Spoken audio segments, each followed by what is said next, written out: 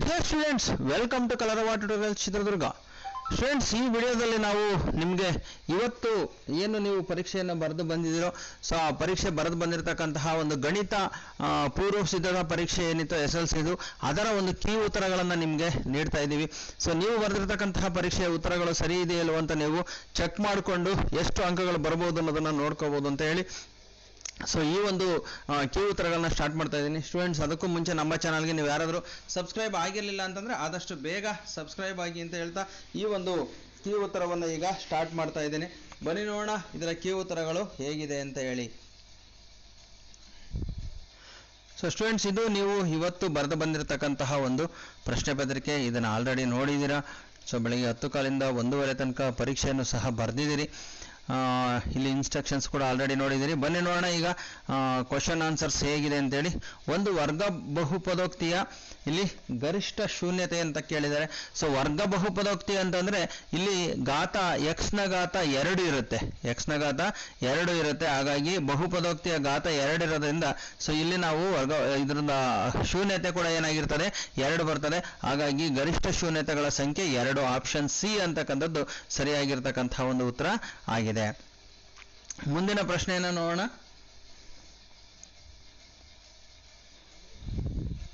ತ್ರಿಜ್ಯ r ಮಾನ ಆಗಿರುವ ಒಂದು ಗೋಳದ ಘನಫಲ ಅಂತ ಕೇಳಿದರೆ. ಸೊ ತ್ರಿಜ್ಯ r ಮಾನ ಆಗಿರುವಂತಹ ಒಂದು ಗೋಳದ ಘನಫಲವನ್ನು ನಾವು ನೋಡಿದಾಗ ಇಲ್ಲಿ 4/3 πr³ ಅಂತಕ್ಕಂಥದ್ದು ಘನಮಾನಗಳು ಅಂತಕ್ಕಂಥದ್ದು ಸರಿಯಾಗಿರ್ತಕ್ಕಂಥ ಉತ್ತರ. ಹಾಗಾಗಿ ಆಪ್ಷನ್ ಬಿ ಅಂತಕ್ಕಂಥದ್ದು ಸರಿಯಾಗಿರ್ತಕ್ಕಂಥ ಒಂದು ಉತ್ತರ ಆಗಿದೆ.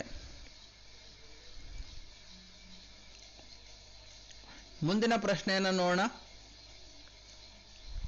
ax² + bx + c = 0 ಈ ವರ್ಗ ಸಮೀಕರಣದ ಮೂಲಗಳ ಸ್ವಭಾವವು ವಾಸ್ತವ ಮತ್ತು ಭಿನ್ನ ಆದಾಗ ಅಂತ ಕೊಟ್ಟಿದ್ದಾರೆ. ನೋಡ್ರಿ, ಮೂಲಗಳ ಸ್ವಭಾವವು ವಾಸ್ತವ ಮತ್ತು ಭಿನ್ನ ಆದಾಗ ಇಲ್ಲಿ ಶೋಧಕದ ಬೆಲೆ 0ಗಿಂತ ಜಾಸ್ತಿ ಇರುತ್ತೆ. ಹಾಗಾಗಿ ಆಪ್ಷನ್ ಡಿ b² - 4ac ಅಂತಕ್ಕಂಥದ್ದು ಸರಿಯಾಗಿರ್ತಕ್ಕಂತಹ ಉತ್ತರ. ಸೊ ಇದು ಬರಲ್ಲ. a² - 4bc ಅಲ್ವೇ ಅಲ್ಲ, ಇವೆರಡರೊಳಗೊಂದು ಇದು ಮೂಲಗಳು ಸಮನಾಗಿದ್ದಾಗ ಮಾತ್ರ ಬರ್ತದೆ. ಹಾಗಾಗಿ ಇದು ಆಪ್ಷನ್ ಡಿ ಅನ್ನೋದು ಸರಿಯಾಗಿರ್ತಕ್ಕಂತಹ ಉತ್ತರ ಆಗ್ತದೆ. ಸೊ ನೆಕ್ಸ್ಟ್ ಮುಂದಿನ ಪ್ರಶ್ನೆಯನ್ನು ನೋಡೋಣ. secant a = 2/√3 ಆದಾಗ ಸೊ ಕಾಸಿಯನ್ನ ಬೆಲೆ. So secant a = 1/cos a ಬರೋದ್ರಿಂದ ಉಲ್ಟಾ ಬರೆದ್ರೆ ಆಯ್ತು. 2/√3 ಅಂದ್ರೆ √3/2 ಬರೆದ್ರೆ ಆಯ್ತು. ಆಪ್ಷನ್ ಸಿ ಅಂತಕ್ಕಂಥದ್ದು ಸರಿಯಾಗಿರ್ತಕ್ಕಂತಹ ಒಂದು ಉತ್ತರ ಆಗಿದೆ. ಮುಂದಿನ ಪ್ರಶ್ನೆಯನ್ನು ನೋಡೋಣ. x, 21, 18 ಈ ಸಮಾಂತರ ಶ್ರೇಣಿಯಲ್ಲಿ x ನ ಬೆಲೆ. ಸೊ ಇಲ್ಲಿ ಹೋಗ್ತಾ ಹೋಗ್ತಾ ಬೆಲೆ ಕಡಿಮೆ ಆಗ್ತಾ ಹೋಗ್ತಾ ಇರೋದ್ರಿಂದ 18ರಿಂದ ನಾವು 21ನ್ನ ಕಳೆದ್ರೆ ನಮಗೆ -3 ಉತ್ತರ ಬರ್ತದೆ. ಸೊ ಹಾಗಾಗಿ ಈ 21ಕ್ಕೆ ಮತ್ತೆ ನಾವು ಈ ಕಡೆಗೆ ಇಲ್ಲಿ 3ನ್ನ ಕೂಡಿಸ್ಕೋಬೇಕು. ಹಾಗಾಗಿ ಉತ್ತರ ನಮಗೆ 24 ಅಂತಕ್ಕಂಥದ್ದು ಉತ್ತರ ಬರ್ತದೆ. ಸೊ ಆಪ್ಷನ್ ಎ ಅಂತಕ್ಕಂಥದ್ದು ಸರಿಯಾಗಿರ್ತಕ್ಕಂಥ ಒಂದು ಉತ್ತರ ಆಗಿದೆ. ಮುಂದಿನ ಪ್ರಶ್ನೆ ನೋಡೋಣ. x + 2y = c1, 2x + 4y = c2 ಈ ಜೋಡಿ ರೇಖಾತ್ಮಕ ಸಮೀಕರಣಗಳಲ್ಲಿ 2c1 ≠ c2 ಆದಾಗ ಈ ಸಮೀಕರಣಗಳು ಅಂತ ಕೇಳಿದರೆ. ಆಕ್ಚುಲಿ ನಮಗೆ ಇಲ್ಲಿ ಈ ಮೇಲಿನ ಸಮೀಕರಣವನ್ನು ನಾವು ನೋಡಿದಾಗ ಸೊ ಇಲ್ಲಿ ಮೇಲಿನ ಸಮೀಕರಣವನ್ನು ನಾವು ನೋಡಬೇಕು ಅಂತಂದಾಗ ಇಲ್ಲಿ ಒಂದು ನಿಮಿಷ. ಸೊ ಈ ಸಮೀಕರಣದಲ್ಲಿ a1/a2 = b1/b2 ಆಗಿದೆ. 1/2 1/2 ಬರ್ತವೆ. ಆದರೆ c1/c2ಗೆ ಸಮ ಆಗಬಾರ್ದು ಅಂತ ಕೊಟ್ಟಿದ್ದಾರೆ ಇಲ್ಲಿ. ಇವರು 2c1 = not c2 ಅಂತಂದ್ರೆ ಅರ್ಥ c1 c2 ಸಮ ಆಗೋದಿಲ್ಲ. ಹಾಗಾಗಿ c1 = c2/2 ಅಂತ ಆಯ್ತು ಅಂತಂದ್ರೆ ಅರ್ಥ ಅಲ್ಲಿಗೆ c1 = c2 ಆಯ್ತು ಅಂತ. c1/c2 ಆಗಬಾರ್ದು ಅಂತ ಹೇಳಿದ್ದಾರೆ. ಸೊ c1/c2 ಆಗಬಾರ್ದು ಅಂತಂದ್ರೆ ಅರ್ಥ ಅಲ್ಲಿ ನಮಗೆ a1/a2 = b1/b2 ≠ c1/c2 ಅಂತಂದ್ರೆ ಅವು ರೇಖೆಗಳು ಎರಡು ಸಹ ಸಮಾಂತರ ರೇಖೆಗಳಾಗಿರ್ತವೆ. ಹಾಗಾಗಿ ಸಮಾಂತರ ರೇಖೆಗಳಾಗಿರೋದ್ರಿಂದ ಯಾವುದೇ ಪರಿಹಾರವನ್ನು ನಾವು ಹೊಂದಾಗಿಲ್ಲ. ಯಾವುದೇ ಪರಿಹಾರ ಇರಬಾರ್ದು. ಸಮಾಂತರ ರೇಖೆಗಳಿಗೆ ಪರಿಹಾರ ಇರೋದಿಲ್ಲ. ಸೊ ನಾವೀಗ ಇಲ್ಲಿ ಆಪ್ಷನ್ ಡಿ ಅಂತಕ್ಕಂಥದ್ದು ಸರಿಯಾಗಿರ್ತಕ್ಕಂಥ ಒಂದು ಉತ್ತರ ಆಗಿದೆ. ಆಪ್ಷನ್ ಡಿ ಅನ್ನು ನಾವು ಆನ್ಸರ್ ಅಂತ ತಗೋತಾ ಇದ್ದೀವಿ. ಮುಂದಿನ ಪ್ರಶ್ನೆಯನ್ನು ನೋಡೋಣ. 91ರ ಅವಿಭಾಜ್ಯ ಅಪವರ್ತನಗಳು ಅಂತ ಇದೆ ನೋಡ್ರಿ. ಅವಿಭಾಜ್ಯ ಅಪವರ್ತನಗಳು ಅಂದಾಗ ಅವಿಭಾಜ್ಯ ಸಂಖ್ಯೆನೇ ತಗೋಬೇಕು. ಹಾಗಾಗಿ ಇದು ಬರಲ್ಲ, ಯಾಕೆಂದ್ರೆ 1 ಇದರಲ್ಲಿದೆ, ಇದು ಬರಲ್ಲ. 1 ಅನ್ನೋದು ಬಂದಿರೋದ್ರಿಂದ ಅವಿಭಾಜ್ಯ ಅಪವರ್ತನಕ್ಕೆ 1 ಬರೋದೇ ಇಲ್ಲ. ಹಾಗಾಗಿ ಇಲ್ಲಿ 13 ಮತ್ತೆ 7 ಮಾತ್ರ ಬರ್ತವೆ. ಇದನ್ನ ಗುಣಾಕಾರ ಮಾಡಿದ್ರೆ 91 ಬರೋದಿಲ್ಲ. ಸೊ 13 ಮತ್ತೆ 7 ಮಾತ್ರ ಬರ್ತದೆ. ದೇರ್ಫೋರ್ ಆಪ್ಷನ್ ಬಿ ಅಂತಕ್ಕಂಥದ್ದು ಕರೆಕ್ಟ್ ಆಗಿರ್ತಕ್ಕಂಥ ಒಂದು ಉತ್ತರ ಆಗಿದೆ. ಚಿತ್ರದಲ್ಲಿ OP perpendicular to AB, OP ABಗೆ ಲಂಬ ಆಗಿದೆ ಅಂತ ಕೊಟ್ಟಿದ್ದಾರೆ. ಸೊ OP ABಗೆ ಲಂಬ ಆಗಿದೆ, ಜೊತೆಗೆ ABಯ ಉದ್ದವು ಅಂತ ಕೊಟ್ಟಿದ್ದಾರೆ. ನೋಡ್ರಿ, ಇಲ್ಲಿ ಆಕ್ಚುಲಿ ನಮಗೆ ತ್ರಿಭುಜದ ಪ್ರಮೇಯದ ಪ್ರಕಾರ ಇಲ್ಲಿ OP ಅಂತಕ್ಕಂಥದ್ದು ABಗೆ ಲಂಬ ಆಗಿದೆ ಅಂದಾಗ ಇಲ್ಲಿಂದ ಇಲ್ಲಿಗೆ ಎಷ್ಟು ಉದ್ದ ಇರುತ್ತೋ ಇಲ್ಲಿಂದ ಇಲ್ಲಿಗೂ ಸಹ ಅಷ್ಟೇ ಉದ್ದ ಇರ್ತದೆ. ABಯ ಉದ್ದ ಅಂತಂದ್ರೆ ಇಲ್ಲಿ ಜಾದ ಉದ್ದವನ್ನು ತಗೋಬೇಕು. ಇಲ್ಲಿ 4 ಸೆಂಟಿಮೀಟರ್, ಇಲ್ಲೂ ಸಹ 4 ಸೆಂಟಿಮೀಟರ್ ಬರ್ತದೆ. ಒಟ್ಟು 8 ಸೆಂಟಿಮೀಟರ್ ಆಗ್ತದೆ ಜಾದ ಉದ್ದ. ಹಾಗಾಗಿ ಆಪ್ಷನ್ ಎ ಅಂತಕ್ಕಂಥದನ್ನ ಸರಿಯಾದಂತಹ ಉತ್ತರ ಅಂತೇಳಿ ನಾವು ಗುರುತಿಸಬೇಕಾಗ್ತದೆ. ಮುಂದಿನ ಪ್ರಶ್ನೆ ನೋಡೋಣ. ಈ ಕೆಳಗಿನ ಪ್ರಶ್ನೆಗಳಿಗೆ ಉತ್ತರಿಸಿ ಅಂತ ಇದೆ. ಸೊ ಇದಕ್ಕೆ ಉತ್ತರವನ್ನ ನೋಡ್ತಾ ಹೋಗೋಣ. ಸೊ ಸ್ಟೂಡೆಂಟ್ಸ್, ಈಗ 9ನೇ ಪ್ರಶ್ನೆ ನೋಡೋಣ. 24 ಮತ್ತು 36ರ ಈ ಸಂಖ್ಯೆಗಳ ಲಾಸ ಆ ಉ ಅಂತ ಇದೆ. ಲಾಸನ ಕೊಟ್ಟಿದ್ದಾರೆ ಅವರು. ಸೊ ಈ ಲಾಸ ಮತ್ತೆ ಅವುಗಳ ಮಾಸವನ್ನ ಕಂಡುಹಿಡಿಯಿರಿ ಅಂತ ಹೇಳಿದ್ದಾರೆ. ಸೊ ಇಲ್ಲಿ ಲಾಸ ಮತ್ತೆ ಮಾಸಕ್ಕೆ ಒಂದು ಸೂತ್ರ ಇದೆ. ಲಾಸ ಇಂಟು ಮಾಸ ಈಸ್ ಈಕ್ವಲ್ ಟು ಸಂಖ್ಯೆ, 2 ಸಂಖ್ಯೆಗಳ ಗುಣಲಬ್ಧಕ್ಕೆ ಸಮ ಅಂತೇಳಿ. ಇಲ್ಲಿ 2 ಸಂಖ್ಯೆಗಳು 24 ಇಂಟು 36 ಅಂತ ಹಾಕೋಬಹುದು. ಲಾಸನ ಕೊಟ್ಟಿದ್ದಾರೆ 72 ಇಂಟು ಮಾಸನ ಕಂಡುಹಿಡಿಬೇಕು. So that is equal to ಇಲ್ಲಿ 72ನ ಈಕ್ವಲ್ಸ್ ಇಂದ ಆ ಕಡೆ ಕಳಿಸಿದ್ರೆ 24 ಇಂಟು 36 ಡಿವೈಡೆಡ್ ಬೈ 72. 24 ಒಂದ್ಲ, 24 ಮೂರ್ಲ, 3 ಒಂದ್ಲ, 3 12 ಬರ್ತದೆ. ಸೊ ಅಲ್ಲಿಗೆ ಮಾಸ ಇಸ್ ಈಕ್ವಲ್ ಟು 12. ಸೊ ಇದನ್ನು ನೀವು ಮಾಸ 12 ಅಂತ ಬರೆದಾಯ್ತು. ಇಲ್ಲಿ x-1 into x plus 3 is equal to 0 ಈ ಸಮೀಕರಣದ ಮೂಲಗಳನ್ನು ಕಂಡುಹಿಡಿಯಿರಿ ಅಂತ ಇದೆ. ಏನಿಲ್ಲ, x-1 is equal to 0, x plus 3 is equal to 0. ಇದನ್ನ 0ಗೆ ನೀವು ಅಪವರ್ತನ ವಿಧಾನದಲ್ಲಿ ಮಾಡ್ಬೇಕಾದ್ರೆ ಕೊನೆ ಸ್ಟೆಪ್ ಇದೆ ಅಷ್ಟೇನೆ. So x is equal to -1 ಆ ಕಡೆ ಹೋದ್ರೆ +1 ಆಗುತ್ತೆ. x ಇಸ್ ಈಕ್ವಲ್ ಟು +3 ಆ ಕಡೆ ಹೋದ್ರೆ -3 ಆಗುತ್ತೆ. ಸೊ ಇವೆರಡೂ ಸಹ ಸಮೀಕರಣದ ಮೂಲಗಳು. ಇಷ್ಟೇನೆ. ನೆಕ್ಸ್ಟ್ 11ನೇ ಪ್ರಶ್ನೆ. ಎರಡು ವೃತ್ತಪಾದದ ತ್ರಿಜ್ಯಗಳು R1 ಮತ್ತು R2 h ಎತ್ತರ ಆಗಿರುವಂತಹ ಶಂಕುವಿನ ಭಿನ್ನಕದ ಘನಫಲದ ಸೂತ್ರ ಕಂಡುಹಿಡಿಯಿರಿ ಅಂತ ಕೊಟ್ಟಿದ್ದಾರೆ. ಸೊ ಅಲ್ಲಿ ಶಂಕುವಿನ ಭಿನ್ನಕದ ಘನಫಲ V is equal to 1/3 pi h into R1 square plus R2 square plus R1 into R2. So ಇದು ಘನಫಲದ ಸೂತ್ರ ಆಗ್ತದೆ. P of x is equal to x square plus 7x plus 10 ಈ ವರ್ಗ ಬಹುಪದೋಕ್ತಿಯ ಶೂನ್ಯತೆಗಳ ಮೊತ್ತವನ್ನು ಕಂಡುಹಿಡಿಯಿರಿ ಅಂತ ಹೇಳಿದರೆ. ಆಕ್ಚುಲಿ ಶೂನ್ಯತೆಗಳ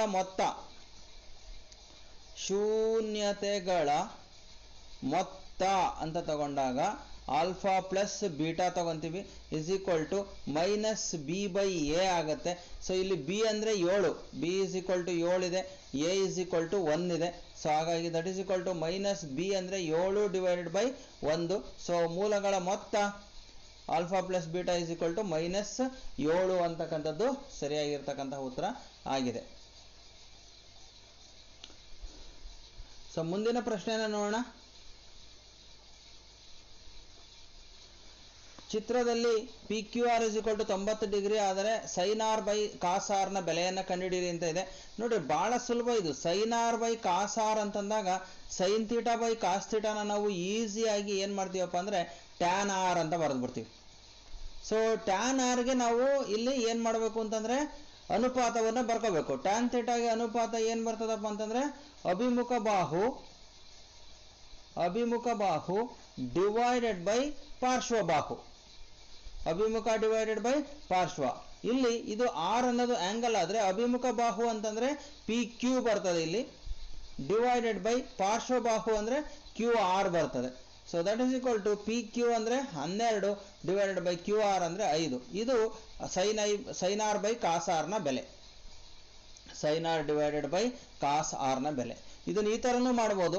ಇನ್ನೊಂದು ತರ ಮಾಡ್ಬೋದು. ಏನಪ್ಪಾ ಅಂದ್ರೆ sin r by cos r is equal to, so sin r ಅಂತಂದ್ರೆ ಅಭಿಮುಖ ಡಿವೈಡೆಡ್ ಬೈ ವಿಕರ್ಣ ಬರ್ತದೆ. ಸೊ ಹಾಗಾಗಿ ಇದು 12 ಡಿವೈಡೆಡ್ ಬೈ 13 ಬರುತ್ತೆ. ಕಾಸಾರ ಅಂದರೆ ಪಾರ್ಶ್ವ ಡಿವೈಡೆಡ್ ಬೈ ವಿಕರ್ಣ ಬರ್ತದೆ, 5 ಡಿವೈಡ್ ಬೈ 13 ಬರುತ್ತೆ. ಇದನ್ನು ಕ್ಯಾನ್ಸಲ್ ಮಾಡಿದರೆ 12 ಡಿವೈಡೆಡ್ ಬೈ 5 ಈ ಥರ ಕೂಡ ಮಾಡ್ಬೋದು. ಎರಡರಲ್ಲಿ ಯಾವ ಥರ ಮಾಡಿದರೂ ನಿಮಗೆ ಅಂಕಗಳನ್ನು ಕೊಡ್ತಾರೆ. ಮುಂದಿನ ಪ್ರಶ್ನೆ ನೋಡೋಣ. ಒಂದು ವರ್ಗಪಾದ ಪಟಕಾಕೃತಿಯ ದಾಳದ ಪ್ರತಿಯೊಂದು ಆಯತಾಕೃತಿಯ ಮುಖದ ಮೇಲೆ 1, 3, 4, 6 ಸಂಖ್ಯೆಗಳನ್ನು ಬರೆಯಲಾಗಿದೆ. ಈ ದಾಳವನ್ನು ಒಂದು ಬಾರಿ ಉರುಳಿಸಿದಾಗ, ನೋಡ್ರಿ, ನೀವೇನಾದರೂ ಇದನ್ನ ಘನ ಅಂತ ತಿಳ್ಕೊಂಡ್ರಿ ಅಂದರೆ ತಪ್ಪಾಗುತ್ತೆ. ಈ ಥರ ಘನಾಕೃತಿ ಅಲ್ಲ, ವರ್ಗಪಾದ ಪಟ್ಟಕ ಅಂತ ಕೊಟ್ಟಿದ್ದಾರೆ. ವರ್ಗಪಾದ ಪಟ್ಟಕ ಅಂದರೆ ಈ ಥರ ದಾಳ, ಪಗಡೆಯನ್ನು ಆಡ್ತೀವಲ್ಲ ಆ ರೀತಿಯ ದಾಳ ಇದು. ಸೊ ಈ ದಾಳದಲ್ಲಿ ಈ ಸೈಡಲ್ಲಿ ಸಂಖ್ಯೆಗಳನ್ನು ಹಾಕಿರಲ್ಲ, ಇಲ್ಲಿ ಮೇಲ್ಗಡೆ ಮಾತ್ರ ಹಾಕಿರ್ತಾರೆ. 1 ಯಾವ್ಯಾವ್ದು ಕೊಟ್ಟಿದ್ದಾರೆ, 3, ಈ ಕಡೆ 4, ಹಿಂದ್ಗಡೆ 6, ಈ ಥರ ಸಂಖ್ಯೆಗಳಿದಾವೆ. ಹಾಗಾಗಿ ಇಲ್ಲಿ ಏನು ಕೊಟ್ಟಿದ್ದಾರಪ್ಪ ಅಂದರೆ ಉರುಳಿಸಿದಾಗ ಸಂಖ್ಯೆ 2 ಪಡೆಯುವ ಸಂಭವನೀಯತೆ ಕೇಳಿದ್ದಾರೆ. ಇದನ್ನು ಉರುಳಿಸಿದ್ರೆ ದಾಳವನ್ನು 2 ಬರೋಕ್ಕೆ ಸಾಧ್ಯನೇ ಇಲ್ಲ. ಇಲ್ಲಿ ಒಂದೇ ಒಂದು ದಾಳ ಕೊಟ್ಟಿರೋದು, ಹಾಗಾಗಿ 2 ಬರಲಿಕ್ಕೆ ಸಾಧ್ಯತೆ ಇಲ್ಲ.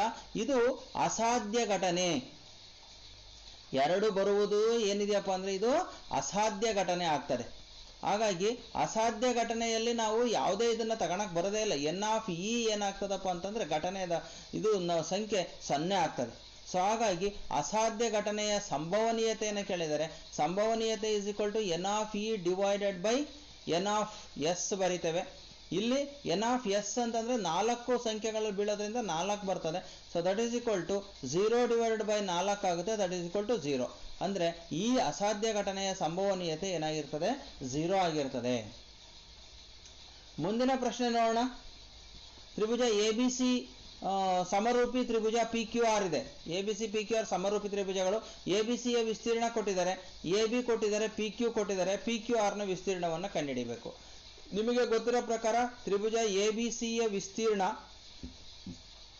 ಡಿವೈಡೆಡ್ ಬೈ ತ್ರಿಭುಜ ಪಿ ಕ್ಯೂ ಆರ್ನ ವಿಸ್ತೀರ್ಣ ಇಸ್ ಈಕ್ವಲ್ ಟು ಇಲ್ಲಿ A B square divided by P Q square. ಇದು ಗೊತ್ತಿದೆ.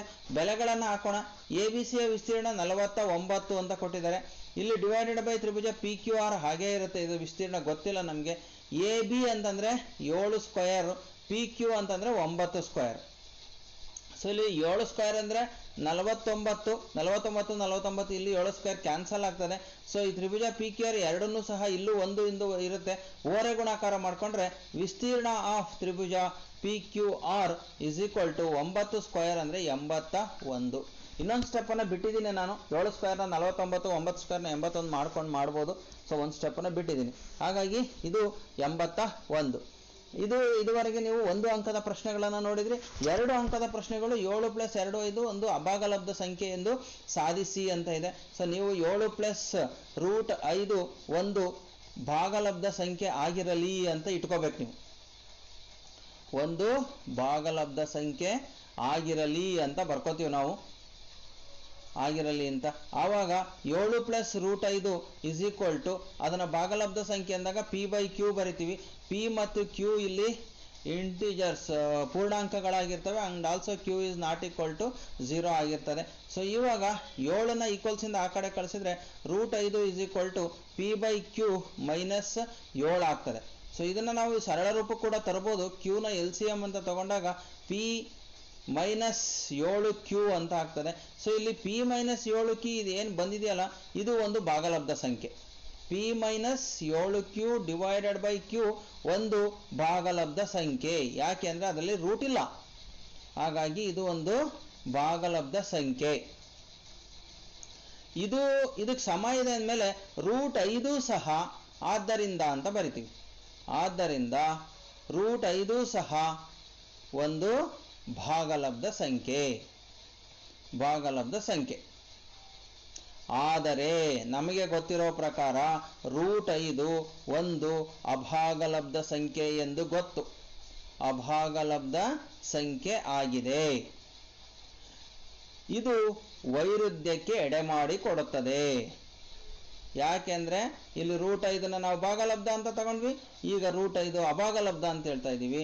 ಹಾಗಾಗಿ ಒಂದಕ್ಕೊಂದಕ್ಕೆ ವೈರುಧ್ಯಕ್ಕೆ ಎಡೆ ಮಾಡಿ ಕೊಡುತ್ತದೆ. ಯಾಕಪ್ಪ ಅಂದ್ರೆ ನಮ್ಮ ಊಹೆ ತಪ್ಪಾಗಿದೆ. ಸೊ ಆದ್ದರಿಂದ ನಮ್ಮ ಊಹೆ ತಪ್ಪಾಗಿದೆ ಅಂತ ಬರೆದ್ಬಿಟ್ಟು ನೀವು 7 ಪ್ಲಸ್ √5 ಒಂದು ಅಭಾಗಲಬ್ಧ ಸಂಖ್ಯೆ ಇಷ್ಟು ಬರೆದ್ಬಿಟ್ರೆ ಮುಗೀತು.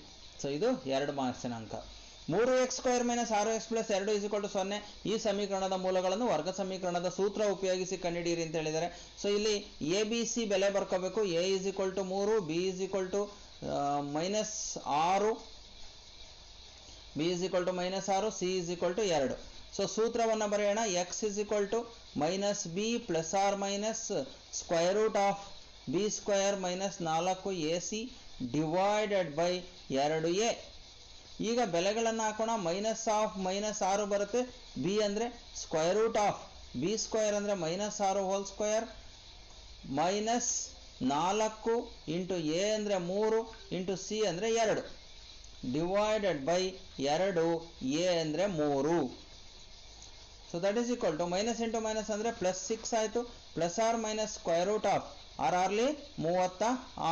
12 12 24 ಡಿವೈಡೆಡ್ ಬೈ 3 2 6 6 ± √36ರಲ್ಲಿ 24 ಕಳಿಬೇಕು. ಕಳೆದ್ರೆ ನಮಗೆ ಇಲ್ಲಿ 12 ಬರ್ತದೆ.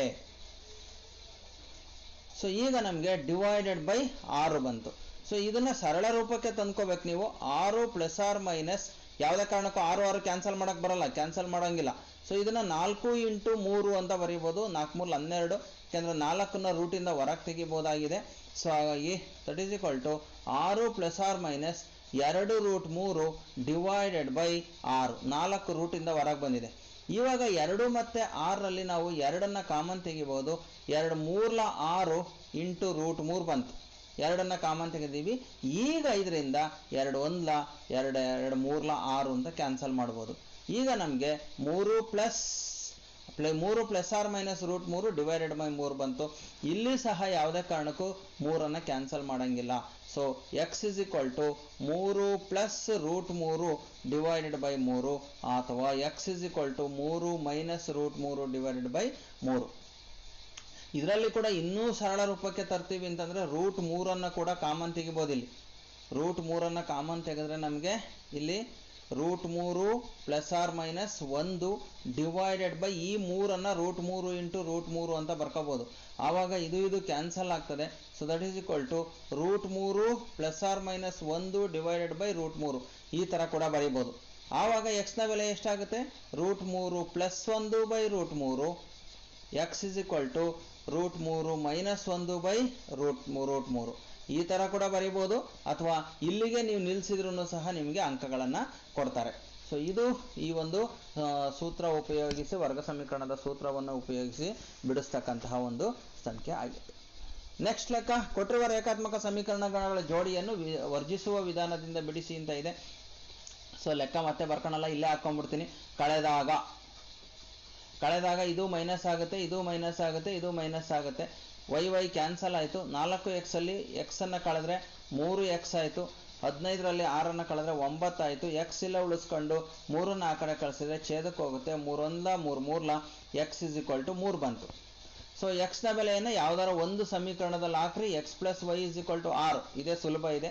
x ಅಂದರೆ 3 + y = 6, y = 6 + 3ನ್ನ ಆ ಕಡೆ ಕಳಿಸಿದ್ರೆ -3 ಆಗುತ್ತೆ. y = 3. ಸೊ ಇದು x ಮತ್ತು y ನ ಬೆಲೆಯನ್ನು ಕಂಡುಹಿಡಿದಾಯಿತು. ಮುಂದಿನ ಲೆಕ್ಕ ನೋಡೋಣ.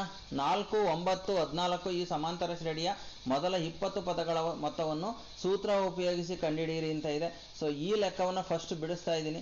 ಇಲ್ಲಿ a = 4, d = 9ರಲ್ಲಿ 4 ಕಳೆದ್ರೆ 5, 9 - 5 ಇದರಲ್ಲಿ 9 - 4 ಅದರ ಬೆಲೆ d = 5 ಬರುತ್ತೆ. n = 20 ಅಂತ ಕೊಟ್ಟಿದ್ದಾರೆ. ಸೊ ಮೊತ್ತ ಕಂಡುಹಿಡಿಯಬೇಕು ಅಂತಂದಾಗ Sn = n/2 into 2a plus n - 1 into d. So that is equal to n ನ ಬೆಲೆ 20 divided by 2 into 2 into a ಅಂತಂದರೆ 4 ಆಗುತ್ತೆ. ಪ್ಲಸ್ n - 1 ಅಂದರೆ 20 - 1 ಇಂಟು d ಅಂತಂದರೆ 5. 2 1 2 10 ಕ್ಯಾನ್ಸಲ್ ಆಗ್ತದೆ. ಇಲ್ಲಿ 10 ಹಾಗೆ ಉಳಿತದೆ. 2 4 8 ಪ್ಲಸ್ 20ರಲ್ಲಿ 1 ಕಳೆದ್ರೆ 19 19 95. So that is equal to 10 into 95ಕ್ಕೆ 8ಅನ್ನು ಕೂಡಿಸಿದರೆ 103 ಆಗುತ್ತೆ. 103 ಇಂಟು 10 ಅಂದರೆ 1030. ಇದು S20 ಪದಗಳ ಮೊತ್ತ ಆಗಿದೆ. ಸೊ ಇದನ್ನು ನಾವು ಬಿಡಿಸಿದ್ವಿ. ಸೊ ಈಗ ಅಥವಾ ಲೆಕ್ಕನ ಬಿಡಿಸಿ ನೋಡೋಣ. 6ರಿಂದ ಭಾಗಿಸಲ್ಪಡುವ ಮೊದಲ 40 ಧನಾತ್ಮಕ ಪೂರ್ಣಾಂಕಗಳ ಮೊತ್ತವನ್ನು ಕಂಡುಹಿಡಿಯಿರಿ ಅಂತ ಇದೆ. ಸೊ ಅಂದರೆ 6ರಿಂದ ಭಾಗವಾಗ್ತಕ್ಕಂತಹ ಸಂಖ್ಯೆಗಳನ್ನು ಅಷ್ಟೇ ನಾವಿಲ್ಲಿ ತಗೋಬೇಕು. 6ರಿಂದ ಭಾಗವಾಗಿಸುವ ಮೊದಲ ಧನಾತ್ಮಕ ಪೂರ್ಣಾಂಕಗಳು, ಧನಾತ್ಮಕ ಅಂದರೆ 6, 12, 12, 6 18, 6 24 and so on up to ಎಲ್ಲಿಯವರೆಗೆ 40 ಧನಾತ್ಮಕ ಪೂರ್ಣಾಂಕಗಳು ಅಂದರೆ n = 40, a = 6, d = 6. 12ರಲ್ಲಿ 6 ಕಳೆದ್ರೆ 6. ಸೊ ಇದನ್ನು S40 ಸಂಖ್ಯೆಗಳು ಅಂದರೆ n/2 into 2a plus n-1 into d. That is equal to n ಅಂತಂದರೆ 40 ಡಿವೈಡೆಡ್ ಬೈ 2 ಇಂಟು a ಅಂದರೆ 6 ಪ್ಲಸ್ n-1 ಅಂದರೆ 40 - 1 ಇಂಟು d ಅಂದರೆ 6. 2 1 2 20 ಬರ್ತದೆ. So that is equal to 20 into 2 12 plus 40ರಲ್ಲಿ 1 ಕಳೆದ್ರೆ 39 ಇಂಟು 6 ಗುಣಿಸ್ಕೋಬೇಕು ಇದನ್ನು. That is equal to 20 into 12 plus 9 54, 5 6 18, 5 23, 234. That is equal to 20 into 12ಕ್ಕೆ ಕೂಡಿಸಿದ್ರೆ 234, 4 2 6, 3 1 4, 246. ಗುಣಿಸಿದರೆ 2 6 12ಕ್ಕೆ 2 1, 2 4 8 1 9, 2 2 4, 4920. ಇದು 40 ಪದಗಳ ಮೊತ್ತ ಆಗ್ತದೆ. ಇದನ್ನು ಇನ್ನೂ ಒಂದು ರೀತಿಯಲ್ಲಿ ಮಾಡ್ಬೋದು ನೀವು. 6 + 12 + 18 + 24 ಅಂಡ್ ಸೋ ಆನ್ ಇದನ್ನು ತಗೊಂಡ್ಬಿಟ್ಟು ಇಲ್ಲಿ 6ಅನ್ನು ನಾವು ಕಾಮನ್ ತೆಗೆದ್ರೆ 1 + 2 + 3 + 4 ಅಪ್ ಟು ಹಿಂಗೆ ಬರ್ತದೆ. ಸೊ n = 40 ಕೊಟ್ಟಿರೋದ್ರಿಂದ ಇಲ್ಲಿ 6 ಇಂಟು ಇದನ್ನು n ಇಂಟು n + 1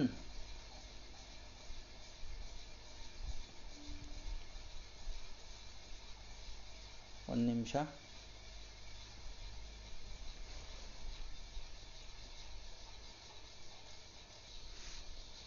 ಸೊ ಇಲ್ಲಿ ಇದಕ್ಕೆ ಸೂತ್ರವನ್ನು ಹಾಕಿದಾಗ n into n + 1 divided by 2 ಇದನ್ನು ಕೂಡ ಹಾಕೋಬೋದು. ಸೊ ಅಲ್ಲಿಗೆ 6 into 40 into 40 plus 1 divided by 2. 2 1 ಇಲ್ಲಿ 2 20 ಭಾಗಿಸ್ಬೋದು. 2 12 120 ಬರ್ತದೆ. ಇಂಟು 40 ಇಂಟು 1 ಅಂದರೆ 40. ಇದನ್ನು ಗುಣಿಸಿದರೆ 12 1 12ಕ್ಕೆ 2 1 12 4 48 1 49 4920. ಇದು ಈ ಥರ ಕೂಡ ಮಾಡ್ಬೋದು. 2ರಲ್ಲಿ ಯಾವ ರೀತಿ ಮಾಡಿದರೂ ಸಹ ನಿಮಗೆ ಪೂರ್ಣ ಅಂಕಗಳು ದೊರೀತದೆ. 1,5 ಮತ್ತು -4 0 ಬಿಂದುಗಳನ್ನು ಸೇರಿಸುವ ರೇಖಾಖಂಡವನ್ನು 2:3 ಅನುಪಾತದಲ್ಲಿ ವಿಭಾಗಿಸುವ ಬಿಂದುವಿನ ನಿರ್ದೇಶಾಂಕಗಳನ್ನು ಕಂಡುಹಿಡಿಯಿರಿ ಅಂತ ಇದೆ. ಸೊ ಇದು x1 y1, ಇದು x2 y2, ಇದನ್ನು m1 m2 ಕೊಟ್ಟಿದ್ದಾರೆ. ಸೊ ಇಲ್ಲಿ ಬಿಂದುವಿನ ನಿರ್ದೇಶಾಂಕಗಳು x, y is equal to ಫಾರ್ಮುಲಾವನ್ನು m1 x2 plus m2 x1 divided by m1 plus m2, m1 y2 plus m2 y1 divided by m1 plus m2 ಈ ಥರ ಹಾಕಿ ಬಿಡಿಸ್ಬೇಕು. So that is equal to m1 ಅಂತಂದರೆ 2 into x2 ಅಂತಂದರೆ -4 plus m2 ಅಂತಂದರೆ 3 into x1 ಅಂತಂದರೆ 1 divided by m1 plus m2 ಅಂದರೆ 2 plus 3, m1 ಅಂದರೆ 2 ಇಂಟು y2 ಅಂತಂದರೆ 0 ಪ್ಲಸ್ m2 ಅಂತಂದರೆ 3 ಇಂಟು y1 ಅಂತಂದರೆ 5 ಡಿವೈಡೆಡ್ ಬೈ 2 ಪ್ಲಸ್ 3. ಸೊ ಈಗ 2 4 -8 ಪ್ಲಸ್ 3 1 3 ಡಿವೈಡೆಡ್ ಬೈ 5, 2 0ಗೆ 0 ಪ್ಲಸ್ 5 3 15 ಡಿವೈಡೆಡ್ ಬೈ 5 ಆಗ್ತದೆ. So that is equal to -8 plus 3 ಅಂದರೆ -5/5 ಆಗುತ್ತೆ. ಇದು 15/5 ಆಗುತ್ತೆ. ಸೊ ಇಲ್ಲಿ 5 ಭಾಗ ಆಗಿ ಏನಾಗ್ತದೆ -1 ಬರುತ್ತೆ. 5 3 15, ಇದು 3 ಆಗುತ್ತೆ. ಸೊ ಅಲ್ಲಿಗೆ ಈ ನಿರ್ದೇಶಾಂಕಗಳು X comma Y is equal to -1, 3 ಅಂತಕ್ಕಂಥದ್ದು ಉತ್ತರ. ಮುಂದಿನ ಪ್ರಶ್ನೆ ನೋಡೋಣ. P of A is equal to 3/4 ಆದರೆ P of A dash is not equal to half ಎಂದು ತೋರಿಸಿ ಅಂತ ಕೊಟ್ಟಿದ್ದಾರೆ. ಸೊ ಆಕ್ಚುಲಿ ನಮಗೆ ಗೊತ್ತಿರೋ ಪ್ರಕಾರ P of A plus P of A bar is equal to 1 ಅಂತ ಗೊತ್ತು. ಪಿ ಆಫ್ ಎನ ಬೆಲೆಯನ್ನು 3/4 ಅಂತ ಕೊಟ್ಟಿದ್ದಾರೆ. ಪಿ ಆಫ್ ಎ ಬಾರ್ ಎಷ್ಟು ಅಂತ ಕಂಡುಹಿಡಿಬೋದು. That is equal to 1. 3/4ನ ಆ ಕಡೆ ಕಳಿಸ್ಬಿಡ್ರಿ. P of A bar is equal to 1 - 3/4. ಲಾಸ ತಗೋಬೇಕು. 4 ಲಾಸ ಆಗುತ್ತೆ. 4 1 4 -3 that is equal to 1/4. P of A bar is equal to 1/4 ಬಂತು. So therefore P of A bar is not equal to half ಅಂತೇಳಿ ಗೊತ್ತಾಯ್ತು ನಮಗೆ. 3.5 ಸೆಂಟಿಮೀಟರ್ ತ್ರಿಜ್ಯ ಇರುವ ವೃತ್ತವನ್ನು ರಚಿಸಿ ಸ್ಪರ್ಶಕಗಳ ನಡುವಿನ ಕೋನ 70 ಡಿಗ್ರಿ ಇರುವಂತೆ ಒಂದು ಜೊತೆ ಸ್ಪರ್ಶಕಗಳನ್ನು ರಚಿಸಿ ಅಂತ ಇದೆ. ಸೊ ಒಂದು ವೃತ್ತವನ್ನು ರಚನೆ ಮಾಡ್ಕೋಬೇಕು ನೀವು. ನಾನು ಹಂಗೆ ಸುಮ್ಮನೆ ರೈಟಿಂಗಲ್ಲಿ ತೋರಿಸ್ತಾ ಹೋಗ್ತೇನೆ. ಒಂದು ವೃತ್ತ ರಚನೆ ಮಾಡ್ಕೊಳ್ರಿ. ಸೊ ಇಲ್ಲಿ ಸ್ಪರ್ಶಕಗಳ ನಡುವಿನ ಕೋನ 70 ಡಿಗ್ರಿ ಇದೆ. ಸೊ ಇಲ್ಲಿ ಸ್ಪರ್ಶಕಗಳ ನಡುವಿನ ಕೋನ ಕೊಟ್ಟಿದ್ದಾರೆ ಅವರು 70 ಡಿಗ್ರಿನ. ಆದರೆ ನಮಗೆ ತ್ರಿಜ್ಯಗಳ ನಡುವಿನ ಕೋನ ಬೇಕು. ತ್ರಿಜ್ಯಗಳ ನಡುವಿನ ಕೋನವನ್ನು ಕಂಡುಹಿಡ್ಕೋಬೇಕು ಅಂತಂದರೆ 180ರಲ್ಲಿ ಸ್ಪರ್ಶಕಗಳ ನಡುವಿನ ಕೋನವನ್ನು ಕಳಿಬೇಕು. 180ರಲ್ಲಿ 70ನ್ನು ಕಳೆದ್ರೆ 110 ಡಿಗ್ರಿ ಬರ್ತದೆ. ಇದು ತ್ರಿಜ್ಯಗಳ ನಡುವೆ ಕೋನ ಇಡಬೇಕು. ಹಾಗಾಗಿ ನೀವೇನು ಮಾಡಿರಿ, ಒಂದು ತ್ರಿಜ್ಯವನ್ನು ಇಲ್ಲಿ ಎಳ್ಕೋಬೇಕು. ಸೊ ಇದು ಎ ಅಂತ ತಗೋಬೇಕು. ಇನ್ನೊಂದು 110 ಡಿಗ್ರಿಯನ್ನು ಇಲ್ಲಿ ಇದನ್ನು ಕೋನಮಾಪಕ ಇಟ್ಕೊಂಡು 110 ಡಿಗ್ರಿಯನ್ನು ಇಲ್ಲೊಂದು ತ್ರಿಜ್ಯವನ್ನು ಎಳಿಬೇಕು. ಸೊ ಇದನ್ನು ಬಿ ಅಂತ ಇಟ್ಕೊಳ್ರಿ. ಸೊ ಈ ಎ ಬಿಂದುವನ್ನು ಕೇಂದ್ರವಾಗಿಟ್ಕೊಂಡು ಒಂದು ಅರ್ಧ ವೃತ್ತವನ್ನು ರಚನೆ ಮಾಡ್ಕೋಬೋದು. ಸೊ ಅರ್ಧ ವೃತ್ತ ರಚನೆ ಮಾಡಿ ಸೊ ಇಲ್ಲಿ 2 ಬಿಂದುಗಳಿಂದ ಇಲ್ಲಿ 2 ಕಂಸಗಳನ್ನು ರಚನೆ ಮಾಡಿದರೆ ನಿಮಗೆ ಇಲ್ಲಿ ಎಗೆ ಸೇರ್ಕೊತದೆ. ಅದೇ ರೀತಿ ಬಿ ಬಿಂದುವನ್ನು ಅರ್ಧ ವೃತ್ತವನ್ನಾಗಿಟ್ಕೊಂಡು ಸೊ ನಾವು ಈ ಕಡೆಯಿಂದ ಒಂದು ಕಂಸವನ್ನು ರಚನೆ ಮಾಡ್ಕೋಬೇಕು. ಸೊ ಆವಾಗ ಈ ಬಿಂದು ಮತ್ತು ಇಲ್ಲಿಂದ ಇನ್ನೊಂದು ಕಂಸವನ್ನು ಕಟ್ ಮಾಡಿದ್ರೆ ಇಲ್ಲಿ ಬರ್ತದೆ. ಇವೆರಡನ್ನೂ ಸೇರಿಸಿದ್ರೆ ಇಲ್ಲೊಂದು ಕಂಸ ಬರ್ತದೆ. ಸೊ ಇದನ್ನು ಏನು ಮಾಡಬೇಕು, ಆ್ಯಕ್ಚುಲಿ ಇಲ್ಲಿ ಈ ಕಡೆ ಬರ್ತದೆ. ಸೊ ಇದನ್ನು ಸೇರಿಸ್ಬೇಕು. ಸೊ ಇವೆರಡನ್ನು ಎಕ್ಸ್ಟೆಂಡ್ ಮಾಡಿದ್ರೆ ಎಲ್ಲೋ ಒಂದು ಕಡೆ ಸೇರ್ಕೊತವೆ. ಸೊ ಈ ಕೋನ ಎಷ್ಟಿರ್ತದಪ್ಪ ಅಂದರೆ 70 ಡಿಗ್ರಿ ಇರ್ತದೆ. ಇದನ್ನು ಪಿ ಅಂತ ನೀವು ಕನ್ಸ್ಟ್ರಕ್ಷನ್ ಮಾಡಬೇಕು. ಸೊ ಈ ರೀತಿ ಕನ್ಸ್ಟ್ರಕ್ಷನನ್ನು ಮಾಡಿದರೆ ನಿಮಗೆ 2 ಅಂಕಗಳು ಸಿಗ್ತದೆ. 24ನೇ ಲೆಕ್ಕವನ್ನು ನೋಡೋಣ. Cos 45 degree sine 45 degree into sine 45 degree divided by second 30 degree minus cot 60 degree. ಇದರ ಬೆಲೆಯನ್ನು ಕಂಡುಹಿಡಿಯಿರಿ ಅಂತ ಕೊಟ್ಟಿದ್ದಾರೆ. ಸೊ ಇಲ್ಲಿ ಬೆಲೆಯನ್ನು ಹಾಕೋಬೋದು. ಕಾಸ್ 45 ಅಂತಂದರೆ 1/√2 ಇಂಟು ಸೈನ್ 45 ಅಂತಂದರೆ 1/√2 ಡಿವೈಡೆಡ್ ಬೈ ಸೆಕೆಂಡ್ 30 ಅಂತಂದರೆ ಫಸ್ಟು ಕಾಸ್ 30 ತಗೊಂಡ್ರೆ ನಮಗೆ ಗೊತ್ತಾಗ್ತದೆ √3/2 ಇರೋದ್ರಿಂದ ಸೆಕೆಂಡ್ 30 2/√3 ಆಗುತ್ತೆ. ಮೈನಸ್ ಕಾಟ್ ಅಂದರೆ ಟ್ಯಾನ್ನ ಕಂಡುಹಿಡ್ಕೊಳ್ರಿ. ಟ್ಯಾನ್ 60 ಅಂತಂದರೆ √3/1. ಹಾಗಾಗಿ ಇಲ್ಲಿ ಮೇಲ್ಗಡೆ √3 ಕಾಟ್ 60 ಅಂದರೆ 1/√3 ಆಗುತ್ತೆ. ಸಾರಿ, ಕಾಟ್ ಉಲ್ಟಾ ಹಾಕಬೇಕು. 1/√3 ಆಗ್ತದೆ. ಸೊ ಇಲ್ಲಿ ಅಂಶದಲ್ಲಿ ಏನಾಗ್ತದಪ್ಪ ಅಂದರೆ ಇವೆರಡನ್ನು ಗುಣಿಸಿದ್ರೆ 1/√2 ಹೋಲ್ ಸ್ಕ್ವೇರ್ ಆಗುತ್ತೆ. ಇದು ಅಂಶ ಛೇದ ಗುಣಿಸ್ಕೋಬೇಕು. ಇಲ್ಲಿ √3 ಲಾಸ ಅಂತ ತಗೋಬೇಕು. ಆವಾಗ ಇಲ್ಲಿ 2 - 1 ಆಗುತ್ತೆ. So that is equal to 1/4 divided by 1/√3 ಆಗ್ತದೆ. ಸೊ ಇವಾಗ ಇದನ್ನು 1/4 ಇಂಟು √3 ಉಲ್ಟಾ ಹಾಕ್ಕೋಬೇಕು ಇದನ್ನು. So that is equal to √3 divided by 4 1 4. So ಈ ಥರ ಇದು ಬೆಲೆ ಬರುತ್ತೆ. ಸೊ ಅಥವಾ ಪ್ರಶ್ನೆ ಇದೆ. ಅಥವಾ ಪ್ರಶ್ನೆ ನೋಡೋಣ. Cos A divide by 1 + sin a is equal to 1 + sin a divide by cos A is equal to 2 second A ಎಂದು ಸಾಧಿಸಿ ಅಂತ ಕೊಟ್ಟಿದ್ದಾರೆ. ಸೊ ಇಲ್ಲಿ ಛೇದಗಳನ್ನು ನಾವು ಲಾಸ ತಗೊಳ್ಳೋಣ.